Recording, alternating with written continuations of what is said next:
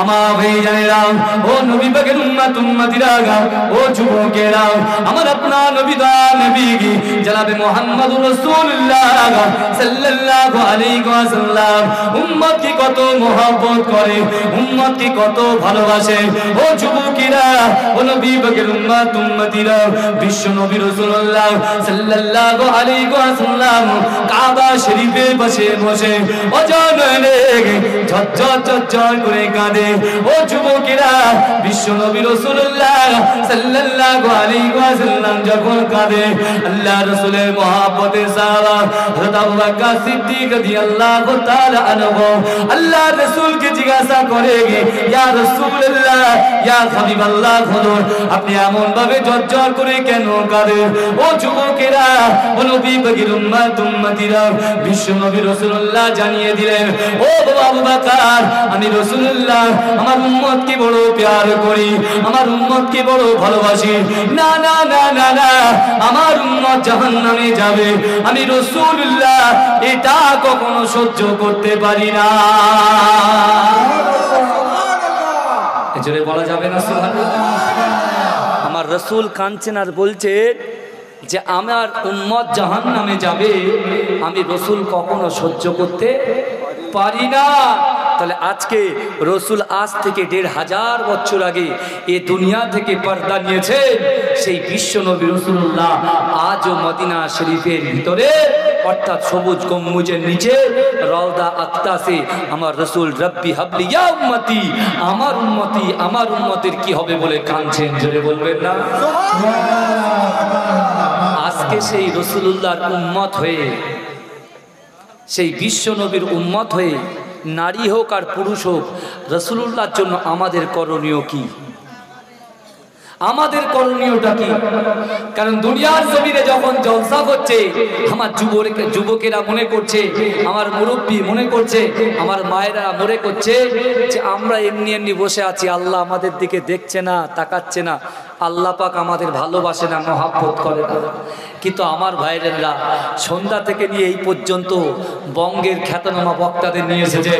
অনেক যুবক ছেলের মনে প্রাণে বলছেন, ইস বক্তাদের যেটা চেয়েছিলাম সেটা পেলাম না, মনটা ভরাতে পারলো না।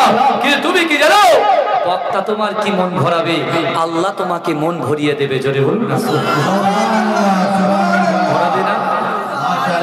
আল্লাহ রসুল সাল্লাল্লাহু আলাইহি ওয়াসাল্লাম, আপনি মনে করছেন যে বক্তা আমাদের মন ভরাবে, আর আমি বলছি বক্তা মন ভরাবে কি না ভরাবে ওটা কোনো বড় বিষয় নয়।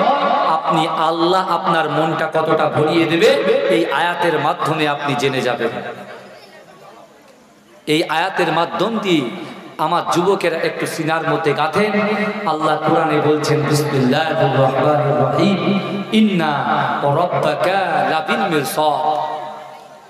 আল্লাহ পাক কোরআনে বলছেন, ইন্না রাব্বাকা লাবিল মিরসাদ, নিশ্চয় আমি আল্লাহ আমার বান্দা বান্দীদের দিকে সতর্ক দৃষ্টি রাখি। জোরে বলেন সুবহানাল্লাহ।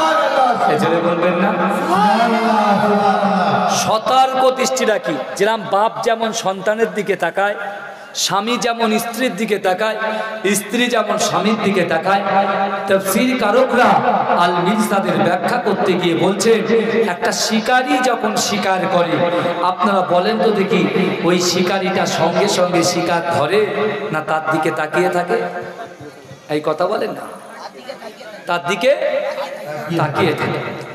আমার যুবকেরা, ও নবী পাকের উম্মত উম্মতিরা, আল মিরসা ব্যাখ্যা করতে গিয়ে, ও যুবকেরা, ও নবী পাকের উম্মত উম্মতিরা, তাফসীর কারকরা আল মিরসাদের ব্যাখ্যা করতে গিয়ে বলে, একটা শিকারী যেমন শিকারের দিকে তাকিয়ে থাকে, ও যুবকেরা, আমার আল্লাহ পাক রব্বুল আলামিন তার বান্দা বান্দীদের দিকে কোটি কোটি কোটি কোটি গুণ বেশি আল্লাহ পাক তার বান্দা বান্দীদের দিকে তাকিয়ে থাকে। ও আমার যুবকেরা, ও নবী পাকের উম্মত উম্মতিরা, আমার আপনার নবী দয়া নবী জনাবে মুহাম্মদুর রাসূলুল্লাহ সাল্লাল্লাহু আলাইহি ওয়াসাল্লাম মদিনার মসজিদে নববী শরীফের পাশে আমার দয়ার নবী হুজরা মুবারকে শুয়ে আছেন। ও যুবকেরা, ও নবী পাকের উম্মতিরা, আমার দয়ার নবী বড় অসুস্থ হয়ে গেছে। আমার দয়ার নবী উঠতে পারে না, চলতে পারে না।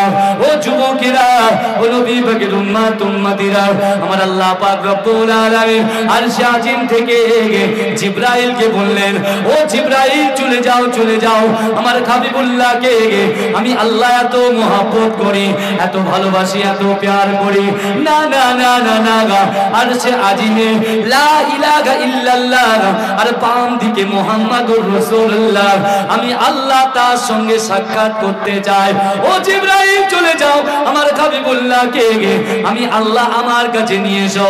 ও যুবকেরা, ও নবী পাকের উম্মতিরা, বিশ্ব নবী রাসূলুল্লাহ সাল্লাল্লাহু আলাইহি ওয়াসাল্লাম ঘরের মধ্যে অসুস্থ হালাতে আছে। ও যুবকেরা, ও নবী পাকের উম্মতিরা, হযরত জিবরাইল আলাইহিস সালাতু ওয়াসসালাম আমার রাসূলুল্লাহর কাছে এসে সালাম দিলেন, আসসালামু আলাইকা ইয়া রাসূলুল্লাহ, আসসালামু আলাইকা ইয়া হাবিবাল্লাহ, ইয়া রাসূলুল্লাহ, ইয়া হাবিবাল্লাহ, আমি জিবরাইল আপনার কাছে এসেছি, কিন্তু ইয়া রাসূলুল্লাহ এমন একজন ফেরেশতাকে সঙ্গে করে নিয়ে এসেছি, এই ফেরেশতাকে আপনি পশ্চিমকালে আপনার সঙ্গে সাক্ষাৎ হয় না। ইয়া রাসূলুল্লাহ, ইয়া হাবিবাল্লাহ বলুন, সেই ফেরেশতাকে আমি জিবরাইল সঙ্গে করে নিয়ে এসেছি।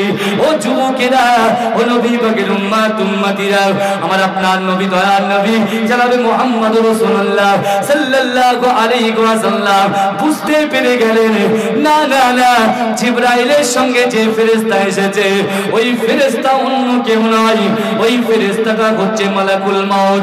ও যুবকেরা, ও নবী পাকের উম্মতিরা, আমার আপনার নবী দয়ার নবী জনাবে মুহাম্মদুর রাসূলুল্লাহ সাল্লাল্লাহু আলাইহি ওয়াসাল্লাম জিবরাইলকে সামনে রেখে আমার দয়ার নবী বাচ্চা ছেলেদের মতো টুকরে টুকরে টুকরে টুকরে কাঁদে। ও যুবকেরা, কে কাঁদে, কে কাঁদে? আমার দয়ার নবী কাঁদে। ও যুবকেরা, বিশ্ব নবী রাসূলুল্লাহ সাল্লাল্লাহু আলাইহি ওয়াসাল্লাম এত কান্না কাঁদে। জিবরাইল জিজ্ঞাসা করেন, ইয়া রাসূলুল্লাহ, ইয়া হাবিবাল্লাহ, আপনি এমন ভাবে জর্জর করে কেন কাঁদেন?